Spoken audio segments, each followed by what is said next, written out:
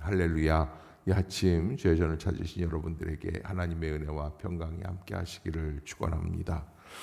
오늘 사도행전 3장, 이제 어저께 사도행전 2장 성령의 폭발의 역사에 대해서 함께 나누었었는데, 성령께서 이 땅 위에 임하시면서 우리에게 새로운 세계를 열어주시는 그런 놀라운 능력, 그러기에 우리가 하나님 앞에서 마땅히 들어야 할 말씀을 들을 수 있는 귀가 열려야지 되고요. 또 불같이 임하는 성령의 불같이 임하는 그 불의 혀같이 넘실거리는 불의 역사를 바라볼 줄 아는 눈이 열려야지 되죠. 더 나아가서는 입술이 변화되고 하나님의 은혜 가운데 고백하는 언어가 달라질 수 있도록 주님의 사람으로서 마땅히 가야 할 길을 갈 수 있는 믿음의 성도들이 되십시오. 어제 말씀을 드렸습니다. 자, 이제 이렇게 성령의 역사가 있은 다음에는 이 성령의 역사가 일회적으로 사라지는 것이 아니라, 단회적으로 있었던 사건이 아니라, 성령은 우리의 삶을 궁극적으로 변화시키는 놀라운 능력을 갖고 있다라고 하는 거예요. 아멘. 아멘. 잠깐 포도주를 마신 것처럼, 술을 마신 것처럼, 소주를 먹고 정신이 나가는 것처럼 잠깐 있다가 그냥 사라져버리는 역사가 아니라는 거예요. 성령은 완전히 우리를 사로잡아 우리의 삶의 방향과 목적이 달라지게 만들어 주신다. 어느 영화에서 그런 이야기가 나왔어요. 사람이 숨길 수 없는 것 몇 가지가 있다. 그런데 이제 기침이 나오려는 건 못 막는다는 거예요. 그렇죠? 기침이 나오려고 하면 목이 간질간질하는 게 기침이 나와야지 돼요. 그 다음에 사랑하는 거 못 감춰요. 또 뭐가 또 있을 것 같아요. 못 감추는 거. 가난한 거 못 감춘다고 그러는 거예요. 가난한 거. 가난하면 사람이 비참해집니다. 친구네 집에 갔는데 양말을 벗어야지 되는데, 신발을 벗어야지 되는데 양말이 펑크가 나 있어요. 신발을 벗지 못하고 그 앞에 그냥 우두커니 서 있는 거예요. 벗어야 되나 말아야 되나. 그게 비참함이에요. 그래서 감출 수 없는 그런 부분들이 있는데, 저는 그렇게 세 가지가 있다라고 얘기하는 그 사람에게 이런 이야기를 하고 싶어요. 성령을 받은 사람도 감출 수 있다 없다? 없다는 거예요. 아멘. 성령의 역사, 성령의 은혜, 성령의 강권하심, 성령의 회복의 역사, 치유의 역사를 경험하기 시작을 하면 그 사람의 인격과 그 사람의 방향과 그 사람의 목적이 달라지기 때문에 언어가 달라지고 듣는 게 달라지고 말하는 것이 달라진다. 보는 것이 달라진다. 변화가 되는 거예요. 오늘 바로 그 사건이 사도행전 3장에서 이루어집니다. 유대인들은 하루에 아침 9시, 점심 12시, 그리고 저녁 3시 약 한 3번 정도 성전을 향하여 기도합니다. 베드로와 요한이 기도하는 시간입니다. 이 기도 시간이 되었기 때문에 습관적으로 기도하는 것이 아니라 그들은 성전에 올라가서 기도하려고 성전을 향하여 나아가고 있습니다. 그 기도 시간에 이루어진 기적이에요. 베드로가 올라가면서 요한과 더불어서 하나님 앞에서 우리에게 주신 그 막중한 사명, 성령의 역사에 대하여 대화하고 있는 그 시간에 어떤 일들이 벌어지냐면, 2절에 보면 나면서부터 못 걷게 된 이를 사람들이 메고 오니 이는 성전에 들어가는 사람에게 구걸하기 위하여 날마다 미문이라는 성전에 문에 두는 자라. 안진뱅이에요. 나면서부터 안진뱅이, 걷지를 못하던 그 사람, 약 지금 한 40살쯤 되었다고 하면 40여 년 동안 그는 어떻게 했어요? 걷지를 못하고 걸어가는 사람들을 바라보며 그 사람들에게 너희들은 나보다 걷기를 잘하니까 나에게 동량을 해주어야 한다. 그래서 동정을 베풀어 달라고 동량하던 그 거지.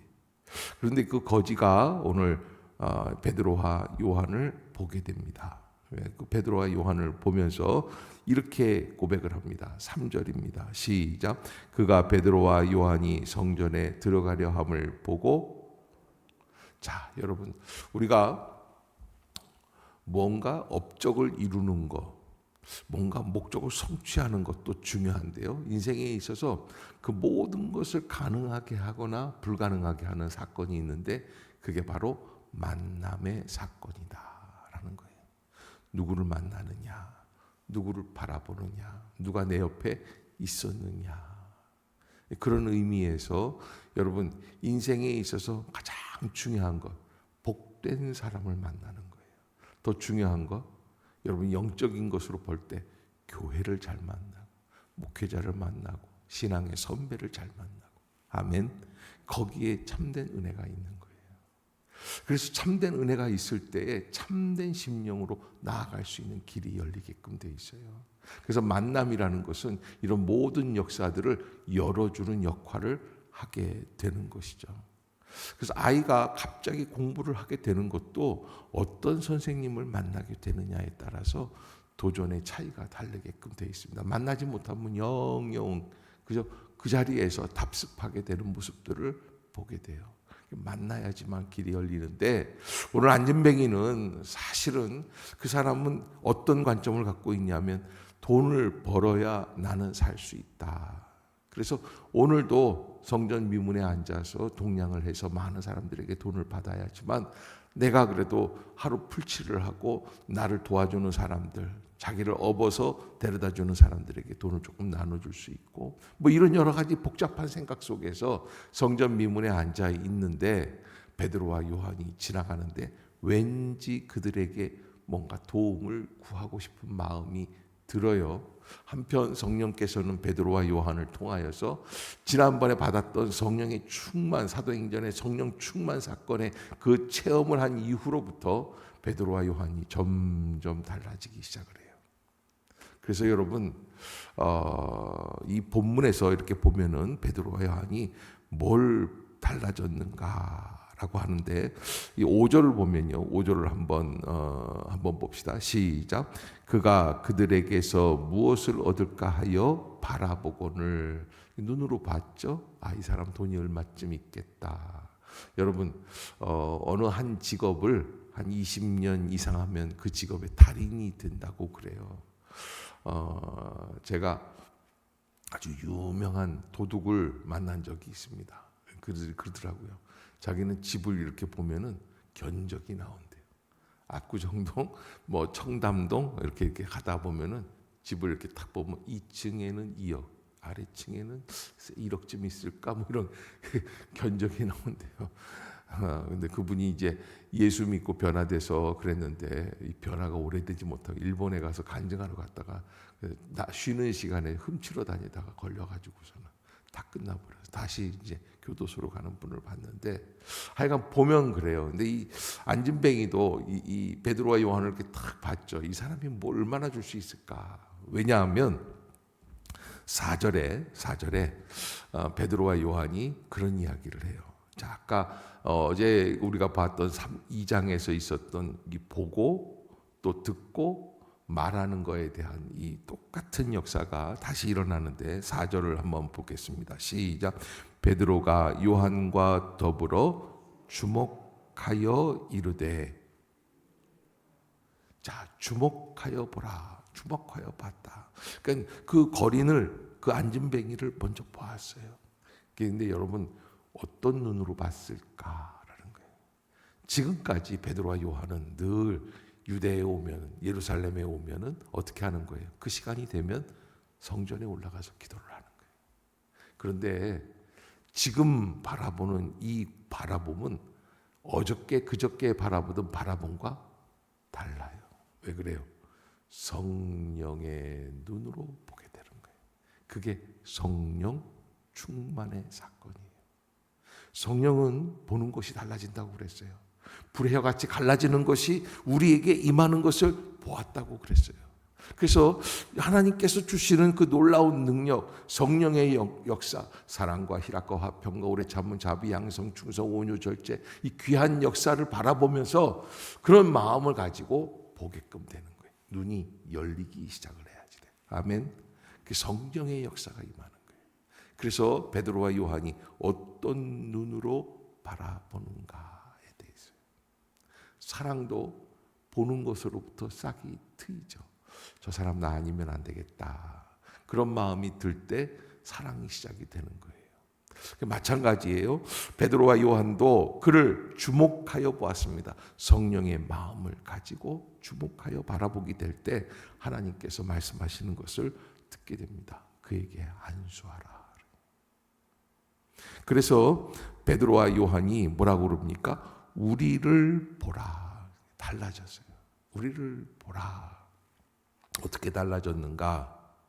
베드로와 요한은 지금까지 어떻게 했을까요? 성전 앞을 지나가면서 그 민문의 앉은 뱅이를 바라보면서 다른 사람을 봐라. 특별히 어떤 사람을 봐야 돼요? 부유한 사람을 봐라. 돈 많은 사람을 봐라. 돈 많기만 한 게 아니라 많이 줄 수 있는 사람을, 뭐 이렇게 방법을 가르쳐 줬을 텐데 이제 성령을 받은 이후에는 달라져요. 누구를 보라 그래요? 다른 사람 볼 게 아니라 나를 봐라. Look at me. Look at us. 우리를 봐라. 왜? 여러분, 성령의 역사가 있거든요. 달라진다는 게 뭐가 달라지느냐? 과거에는 내가 저 사람에게 은과 금을 줘야지 될 사람으로 보고 은과 금을 내가 줘야지 되는데, 그런데 베드로와 요한이 성령을 받은 이후에는 무엇을 줄 수 있어요? 성령의 역사를 줄 수 있는, 나눌 수 있는 은혜의 심령이 되었다는 거예요. 변화예요. 그래서 여러분, 가장 좋은 게 돈이잖아요. 가장 귀한 게 은과 금이에요. 그 가치관으로 살았는데 성령을 받고 보니 줄 수 있는 게 돈, 은과 금 위에 하나 더 생긴 거예요. 그게 뭐예요? 그게 성령의 역사인 줄로 믿습니다. 우리를 보라. 그러면서 6절 시작. 베드로가 이르되 은과 금은 내게 없거니와 내게 있는 이것을 내게 주노니 나사렛 예수 그리스도의 이름으로 일어나 걸으라 하고, 이 말씀이 너무 귀하기 때문에 늘 묵상할 수 있기를 주의 이름으로 부탁합니다. 은과 금은 내게 없거니와 내게 있는 것을 내게 주노니 나사렛 예수 그리스도의 이름으로 일어나 걸으라 하고, 따라해 봅시다. 나사렛 예수 그리스도의 이름으로 일어나 걸으라. 자, 여러분, 베드로 요한이 성령 받지 않았다면 어떻게 이야기했을까? 베드로가 그렇게 직관적인 사람이고 단순한 사람이기 때문에 나 베드로는 너에게 일어나 걸으라고 명령하노라, 뭐 이렇게 얘기하지 않았을까? 성령을 받으면 사람이 달라져요. 어떻게 달라져요? 성령의 출발점이 누구로부터 시작되었는가? 누구로부터? 부활하신 예수 그리스도께서 숨을 내쉬우며 뭐라고 그러셨어요? 성령을 받으라 그랬어요. 나사렛 예수 그리스도의 이름으로 나오는 거예요. 철이 들면 야, 너 어떻게 이렇게 똑똑하고 잘하고 옷도 예쁘게 반듯하게 잘 입고 공부도 열심히 하냐? 그러면 옛날에 변화되지 않으면 제가 잘나서요. 변화되면 어떻게 될까요? 다 어머님의 가르침 때문입니다. 바뀌는 거예요. 언어가 달라지는 거예요. 베드로가 직관적으로 알고 있어요. 이것은 내 능력으로 할 수 없는 것이다. 부활하신 예수 그리스도, 죽음을 이기신 권세, 그리고 승천하시면서 우리에게 주신 성령의 역사, 그 성령의 역사 가운데 우리가 마땅히 누려야 할 것, 은과 금은 내게 없거니와 곧 내게 있는 것으로 내게 주노니 나사렛 예수 그리스도의 이름, 이게 우리에게 있다는 거예요. 그 이름이 이 세상을 움직일 수 있는 가장 중요한 열쇠가 된다는 거예요. 아멘. 그럼 그것을 잊지 마시길 바랍니다. 베드로와 요한이 바로 그러한 사람으로 바뀌게 돼요. 언어가 달라졌어요. 표현하는 방식이 달라졌어요. 전에는 돈이 없어요. 우리는 줄 수가 없어요. 그럴 수 있을 겁니다. 그러나 그게 아니에요. 아니, 베드로와 요한은 이미 3,000명이나 넘는 교회의 수장들이었기 때문에 나누어 줄 수 있는 물질이 있었을 수도 있었을 거예요. 얼마를 줄까? 너 얼마를 원하니? 그랬을 수도 있었을 것인데 성령을 받고 난 이후에 가장 귀한 것으로 무엇이에요? 가장 귀한 것, 나사렛 예수 그리스도의 이름으로 성령의 역사를 나누는 것이죠. 일어나 걸어라 라고 하는 표현을 쓰게 됩니다. 일어나 걸어라. 이거는 사실은 인간적인 생각으로는 도저히 있을 수 없는 변화를 주고 있는 언어다. 일어나 걸어라. 기적을 바라볼 수 있는 긍정의 언어. 아멘. 여러분, 성령의 역사가 임하면요, 기적을 보게 됩니다. 이 세상, 우리의 현상, 우리의 상상, 이걸 초월하는 겁니다. 누구도 이 남자가 그날 일어나 걷게 된다는 것을 상상하지는 못했을 거예요. 근데 성령의 눈으로 바라보기 시작할 때 놀라운 본질적 변화가 이루어지게 되는 것이죠. 자, 여러분, 사실 그 안진뱅이에게 있어서 진짜 필요한 건 뭐예요? 돈이죠. 그래 앞으로도 또 지나온 40년을 살았던 것처럼 앞으로도 살 수 있어요. 1억이 들지 2억이 들지 4억이 들지 모르겠어요. 돈이 좀 있어야지 돼요. 그런데 그렇지가 않습니다. 궁극적인 변화, 그 변화가 일어나면 돈이 없어도 살아갈 수 있는 길이 열리는 인생. 그게 뭐예요? 바로 성령의 변화예요. 일어나 걸어라. 베드로와 요한은 그것을 보게 되고 그를 향하여 선포하게 됩니다. 그 역사가 바로 우리의 삶 속에서 이렇게 터쳐 나오는 그런 폭탄처럼, 폭발한 것처럼 그렇게 나오게 되는데, 오른손을 잡아 일으키니 발과 발목이 곧 힘을 얻고, 8절 시작.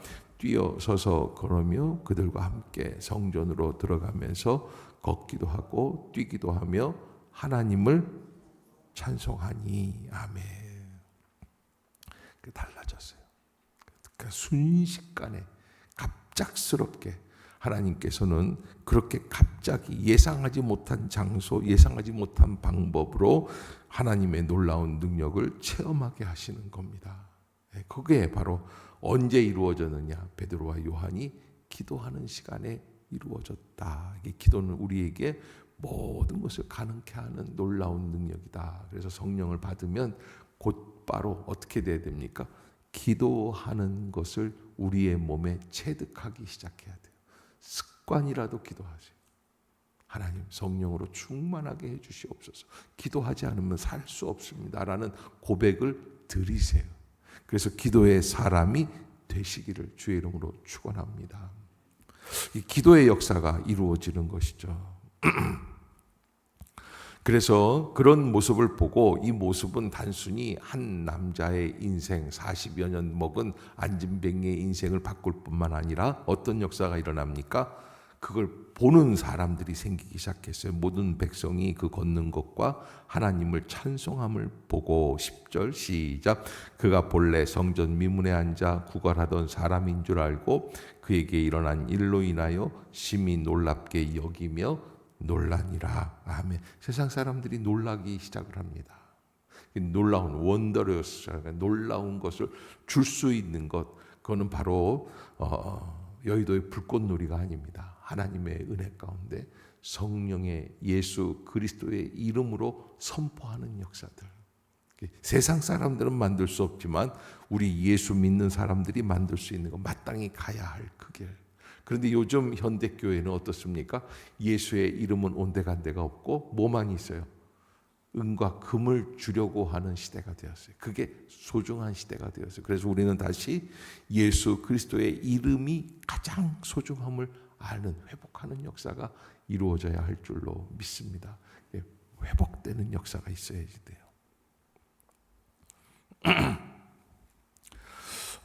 이제 11절에는 10절까지의 그 안진뱅이 사건이 그것으로 종결되는 것이 아니라 다시 파급 효과를 갖고 오는 것을 보게 됩니다. 그래서 11절, 나은 사람이라는 것은 안진뱅이가 고침을 받았다는 거예요. 베드로와 요한을 붙잡으니, 그래, 베드로와 요한을 붙잡았다.